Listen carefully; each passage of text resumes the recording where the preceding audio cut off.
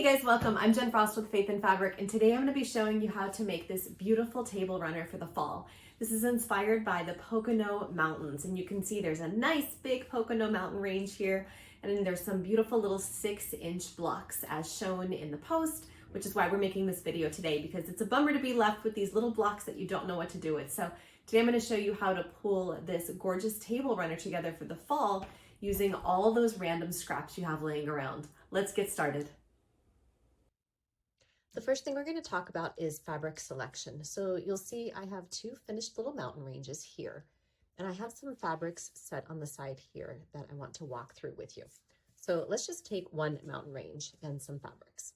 So when you're selecting your fabrics, you're going to need 1, 2, 3, 4, 5, 6, really 6. I mean 7 fabrics if you count your white background or your blue background, depending on what you decide.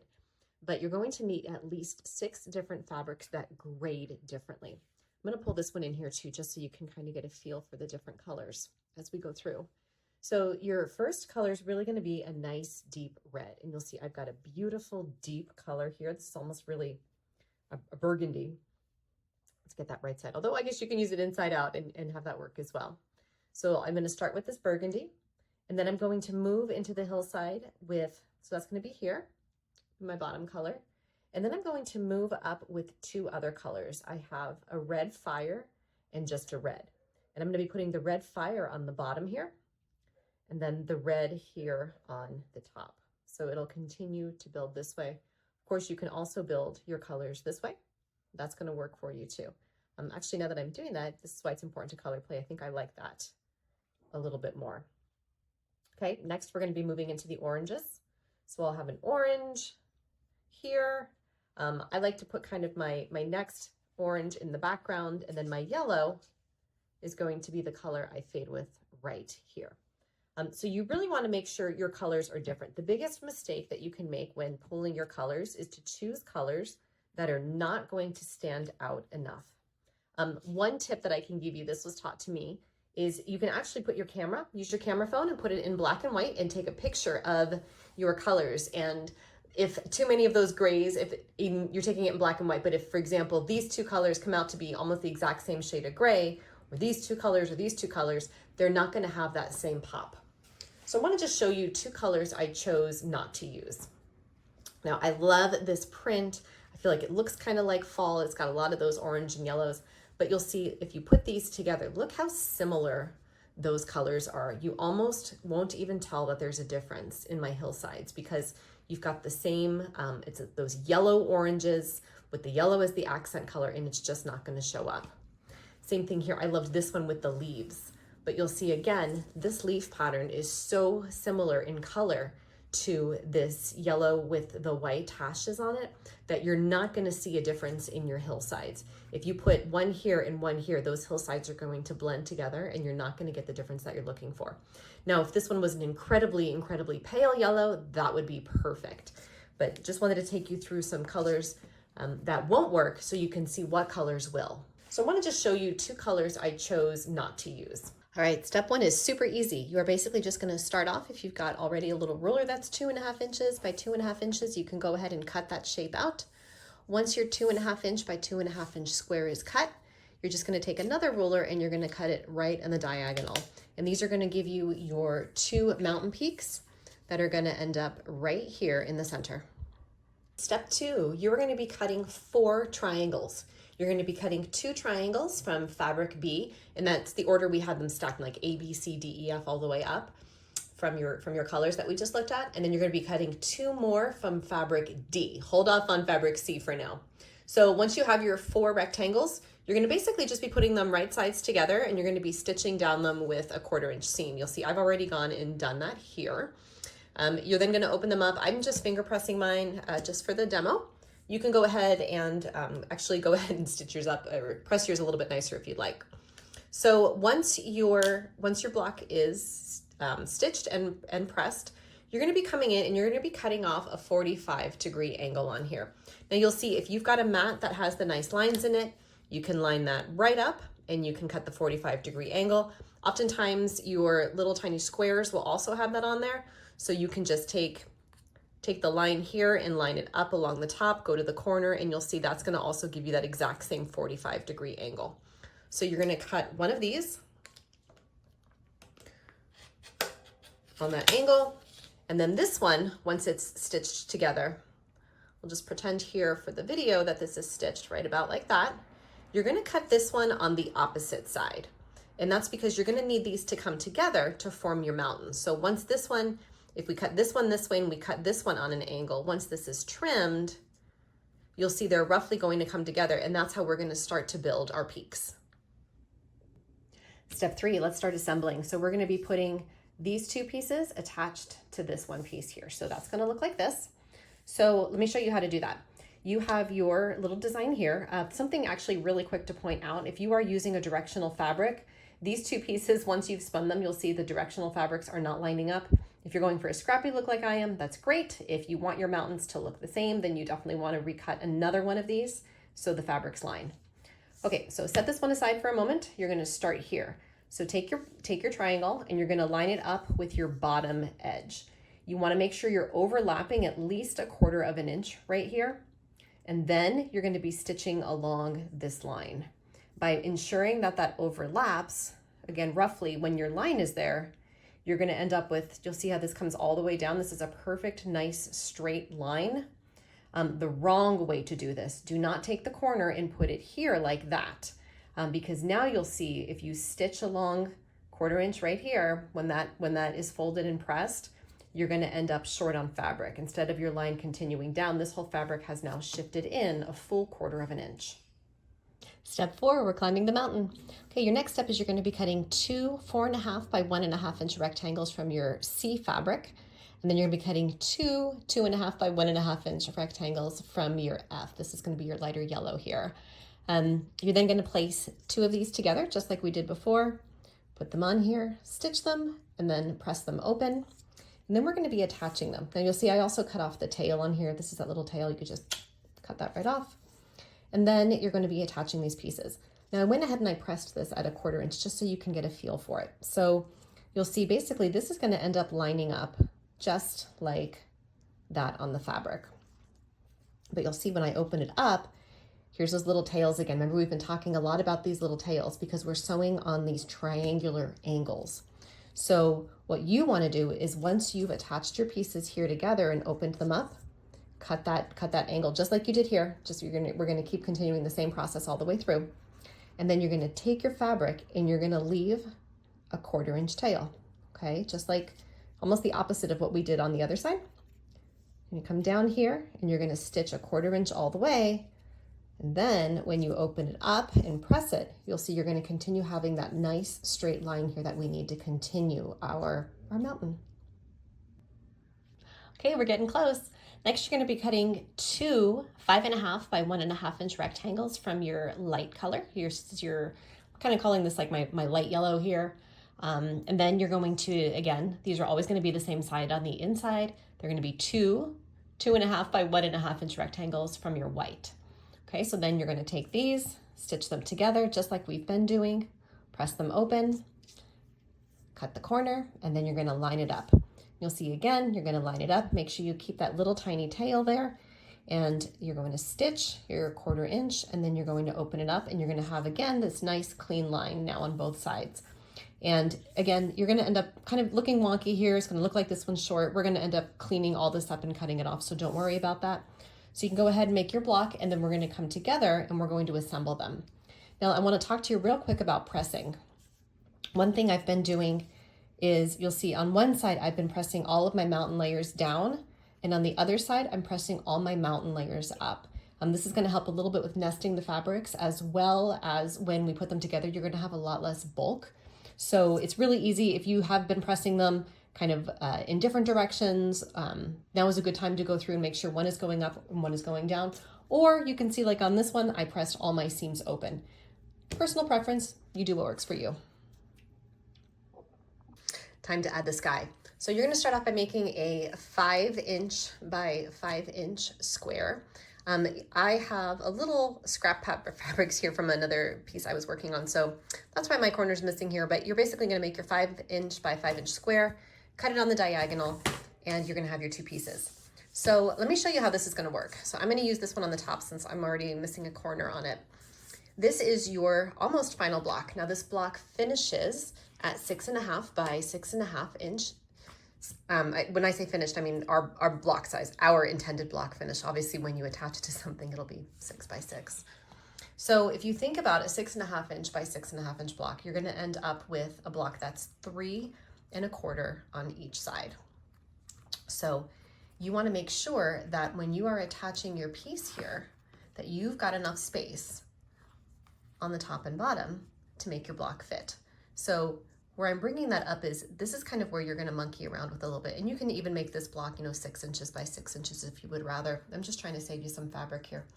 I went ahead and I already pressed these, as you saw, to make it fit here a little nicer. So when this folds up, you're gonna have a lot of overlap on the top. Now we're gonna trim a lot of this off, but what you wanna do is just kind of do a quick quality check and make sure that you've got enough room from the top to the bottom. And you'll see, let me slide this up here. I've got 7 inches, so I've got enough room to trim there.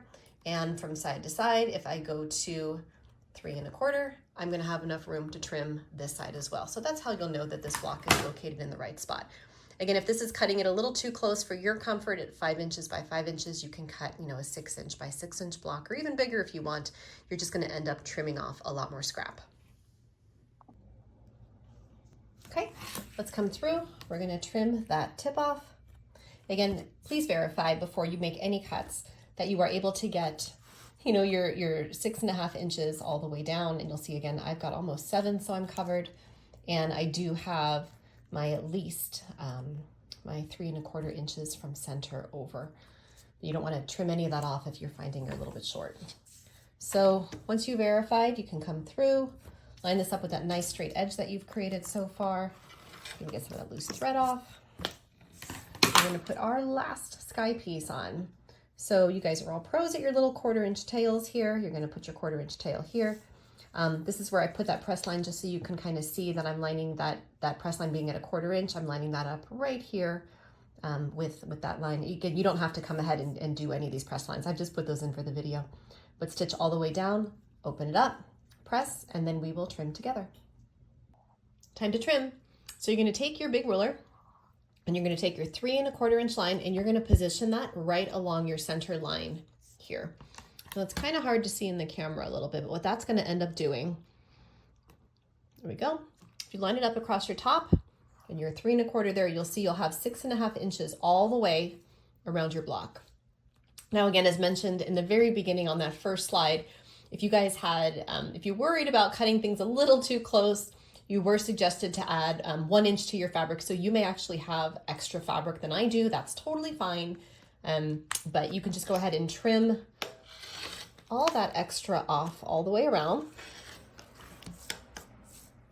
See, I do keep it pretty close. I hate wasting things. We'll take this, trim here. And we are left with a beautiful little block of the Poconos. So now that you know how to make just a single little tiny block here, I want to show you how you can add some variation. This is a much larger one that I've made. And again, it's very easy because you're following the exact same process. It's also very wrinkled. So you're basically going to be starting with your inner template here, except in this case, you'll see I've made these pieces a lot longer so they continue to extend all the way to the bottom. I've also staggered my mountains. So while this one's a little shorter, I made this one a little bit taller. These come shorter, and then these at the end are even shorter still. I made them even the lightest color. It's like almost like a tan fabric. And so it kind of looks like the mountains are just blending into the background. So you can make a top piece like this. You can make a larger mountain range. Really, it's up to you. So I want to talk to you about a fun little project we can do now using all of our blocks. So next up, we're going to make a table runner that's roughly 16 inches this way by about 26 inches widthwise. I know my table's kind of small here to zoom in for you, but I'm going to be putting my large mountain range across the top, and I'm going to be putting my 3 smaller mountain ranges across the bottom. So again, this is where your creativity can come in. You can make lots of mountain ranges, a lot of small ones. This is just going to make a really pretty table runner for the fall. What I do want to show you is auditioning colors. So you'll see I've got these right now set against a white background. So you can almost imagine what that would look like as if you had all white everywhere. It's going to give you a very clean, very modern look. If you want to play more with fall colors, let's say we were to come here and put this in. So we would see here, if you put color against the background, you're going to get a very, very different feel. So the white is now going to stand out more. You're going to have that color coming through. You can even mix and match colors. You know, for example, if you wanted to maybe make parts of your quilt, maybe like the dividing pieces here that go vertically, you can make those orange, you can make your horizontal sashing yellow. That's going to be up for you to figure out. I'm going to pop a slide on here in a minute here that's going to show you the measurements for your quilt in order to make this quilt for your 2 panels here, your sashing across the top, middle, and bottom, and then your pieces here as well. So take a look at that next slide and you can put it on pause.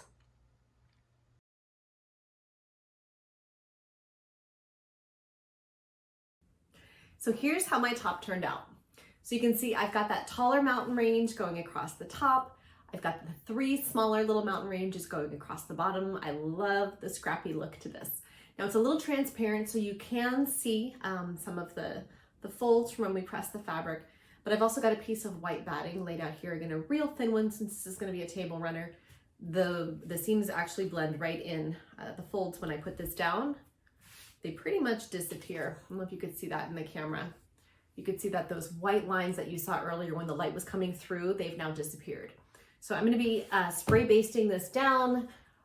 This is my favorite. I'll put a link to it down below for you. And then once that's spray basted down, I'll trim around it.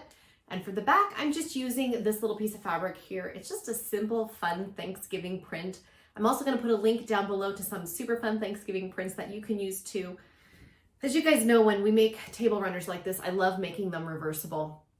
I think it makes a lot of sense because if you go through the time and effort for one side, you might as well do something fun on the back. So, you know, since this is perfect for the fall on one side, I love that when it's actually closer to Thanksgiving itself, I can just flip it over and have a really fun Thanksgiving print on here on the reverse. So let's go ahead. We're gonna spray baste our quilts. You can spray baste yours and we'll meet up for the quilting.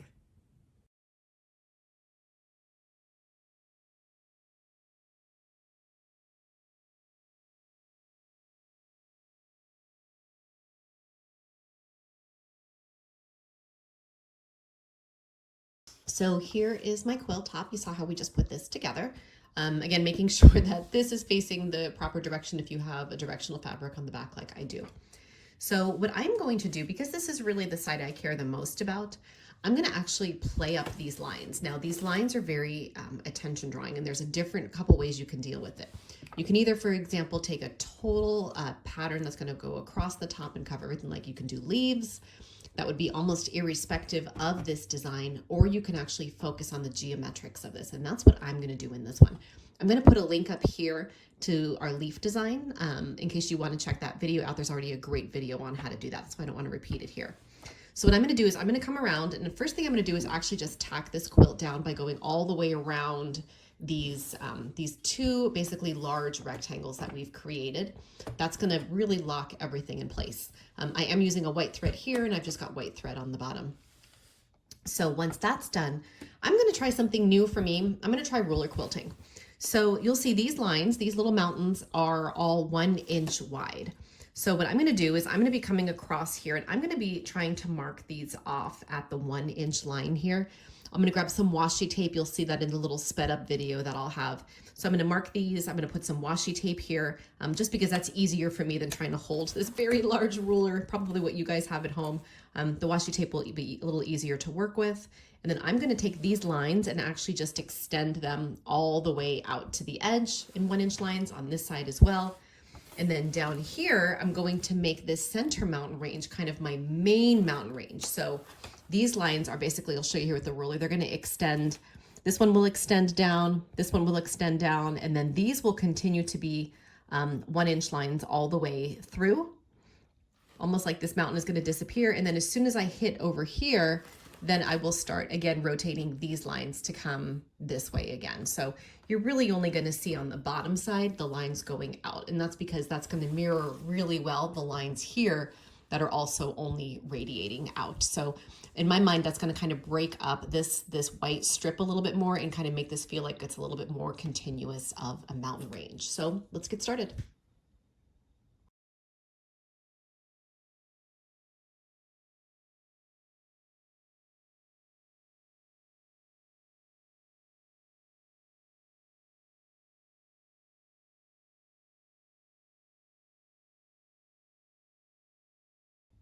So one thing I forgot to mention, you'll see I just have a regular little walking foot on my machine here. I'm going to put a video link right here for you on how to use the walking foot that has the attachment for stitching in the ditch. I completely forgot to put mine on here, and honestly, it makes such a difference.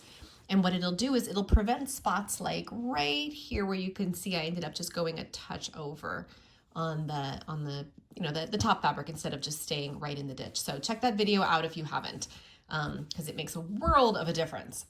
So you'll see here too, I've got my first piece of washi tape on here. I basically just put it underneath the ruler, measured for 1 inch. And again, if you prefer to just use your ruler for ruler quilting, go for it. I may end up giving it a try, but for now I'm gonna stick with just some washi tape. I think it's gonna show up a little easier in the video. I'm gonna come straight down to the bottom, pause, move over 1 inch, and then come right back up and just keep using that as my guide to go all the way across.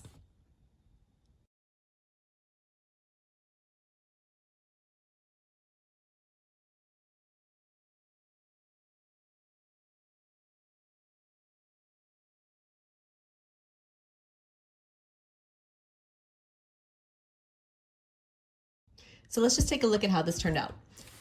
You can see here that there's kind of a weird shadow with the way it's bending here, but you can see how those lines really pull the lines of the mountains all the way across.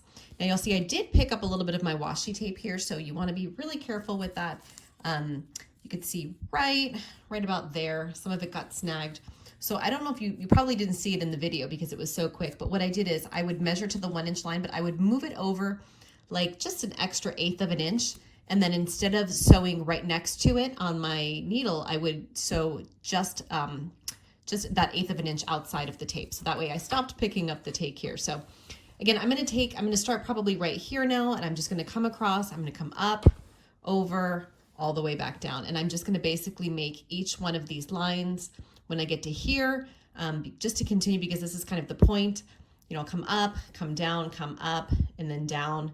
I'm probably not going to break this mountain range up, so I think when I get up to here, instead of coming back down to break this mountain, I'll probably just come back this way and then start continuing that same pattern. Maybe I'll come back at the very end and try to do a little bit of work in here, or maybe just leave it open. Okay, so let's talk about the plan for quilting the bottom. So again, I'm trying to make my center mountain range. Just see I've got one on either side here. This is going to be the main one off which the other mountains feed. So I've kind of come up with a fun little plan, I think, here. So I'm going to start on this side, and I'm going to come up and down. I'm not going to be stitching on these two lower mountain ranges. I also didn't stitch on them up here. So keeping that consistent. So I'm going to come up and down. I'm going to come over, and then here's my 1 inch line. So I'm going to come all the way up here on this guy here. So I'm going to come to the top, and then I'll come back down following that 1 inch line until I get to here, and then I'm actually going to cut my thread. Then I'm going to come back over here, and I've tried to mark this in 2 colors. I'm going to be alternating these mountain range lines, say that one. So what I did is I tried to mark this in a different color. So you'll see I've got this orange here now. So these are going to be my lines that are going to come this way. And this is just going to be filling in this little space here. So I'm going to stitch 1 inch. So if this is my stitch line down here where I just sewed, I'm going to come all the way down because this is going to make this line. And then once I hit here, I'll come back up and mark my next line here for 1 inch. So my next yellow one will come this way, and then an orange one, and then a yellow one, and then an orange one. Okay, so I am going to backtrack the threads. That way I don't have to start and stop, because I hate tucking threads, you guys. I can't stand having to tuck threads at the end of a quilt. It drives me crazy. So, I have no trouble, like for example, if I'm sewing here and I have to backtrack a little bit to make my next line, I'll just backtrack it. Totally a safe way to do that. So that's just going to be to fill in this space, and same thing to fill in here. Once I get to the outside of this mountain range, you'll see these lines, they're just going to continue out just like we did continuing out up here.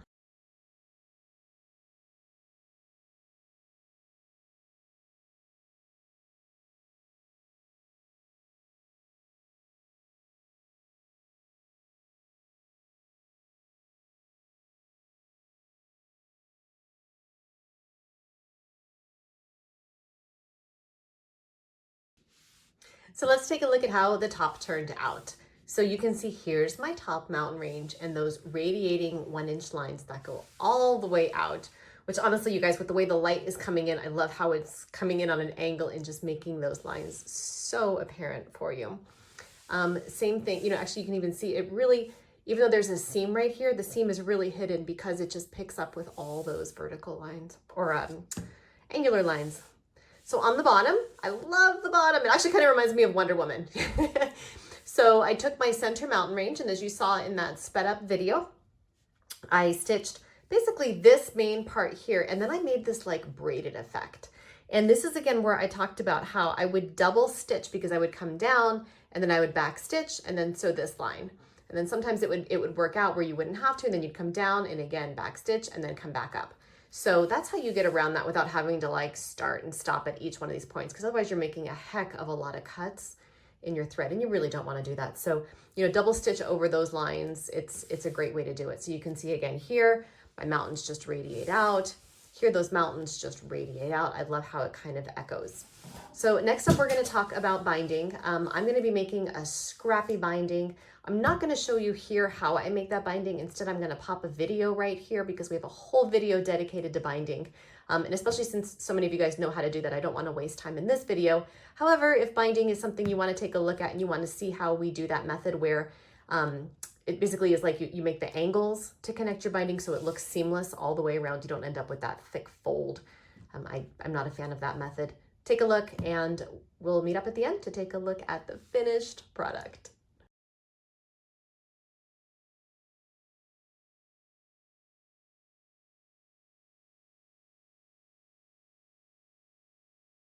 And here's how it turned out. So you can see, I love, again, that light is just picking up those lines so perfectly. It gives it a really nice modern feel, especially with like the geometric lines against the white background. I chose, as you saw in the binding, to do the reds and the oranges because I like how that kind of pops. But I've kept it scrappy. I've actually got 4 different fabrics, 2 reds and 2 orange that I've mixed in here. You can see kind of going all the way around with that different colored binding. Again, if you haven't checked out that tutorial, please do so. That's going to show you how to do this. So I hope you guys enjoyed making this pattern with me. I look forward to making more in the future with you, and enjoy the rest of your autumn and fall season. Take care.